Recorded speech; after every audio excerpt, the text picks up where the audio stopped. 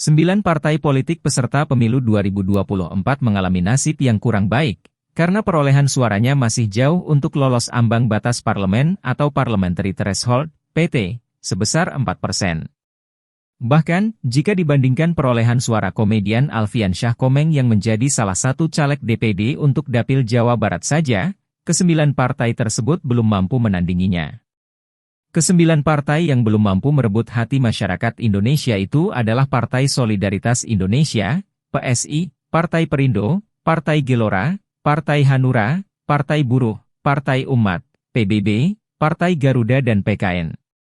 Berdasarkan real count sementara KPU yang dilihat podcastnews.id pada Kamis 29 Februari 2024 pukul 10 WIB, PSI baru memperoleh sebanyak 2.165.722 suara atau 2,85% suara nasional. Sementara Perindo baru mendapatkan sebanyak 958.835 suara atau 1,26% suara nasional. Demikian halnya dengan Partai Gelora yang dibesut oleh mantan Presiden PKS Anies Mata dan mantan Wakil Ketua DPR RI Fahri Hamzah, yang hingga kini baru memperoleh sebanyak 836.444 suara atau 1,1% suara nasional. Sementara sisanya seperti Partai Hanura, Partai Buruh, Partai Umat, PBB, Partai Garuda dan PKN perolehan suara nasionalnya masih di bawah 1%.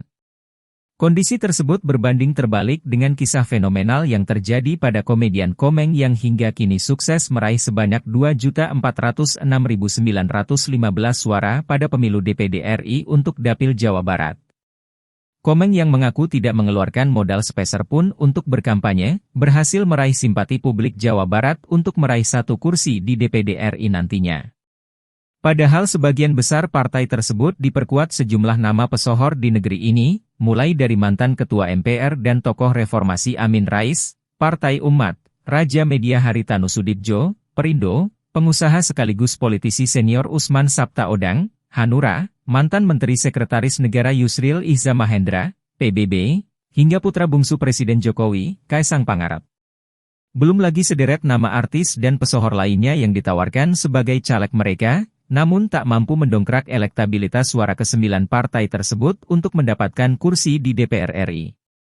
Bisa dibilang ajang pemilu 2024 menjadi kuburan partai-partai baru, yang hingga kini masih sulit menandingi eksistensi partai-partai lama yang sudah lebih dahulu menjadi penghuni kursi parlemen di Senayan. Cerita Cinderella yang pernah diukir oleh Partai Nasdem di pemilu 2014 yang menjadi satu-satunya partai baru yang langsung lolos ke parlemen, sepertinya bakal sulit diulang oleh partai-partai baru lainnya.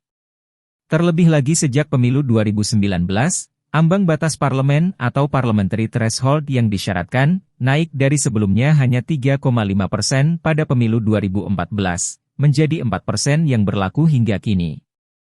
Bisa dibayangkan betapa sakit hatinya caleg-caleg yang sudah berhasil memperoleh puluhan ribu suara, bahkan menjadi peraih suara terbesar di dapilnya, namun tidak lolos ke Senayan karena perolehan suara partainya secara keseluruhan kurang dari 4% suara nasional. Hal itu seperti dialami oleh caleg PSI, Grace Natali yang hingga kini masih memimpin perolehan suara sementara di Dapil DKI Jakarta 3 dengan raihan 41.694 suara. Bagi Wakil Ketua Dewan Pembina PSI tersebut, ini merupakan kali kedua suara yang berhasil dikumpulkannya itu menjadi terbuang percuma. Pasalnya pada pemilu 2019 lalu, Grace yang juga merajai Dapil DKI Jakarta 3 dengan perolehan 179.949 suara, harus mengubur mimpinya menjadi anggota DPR RI.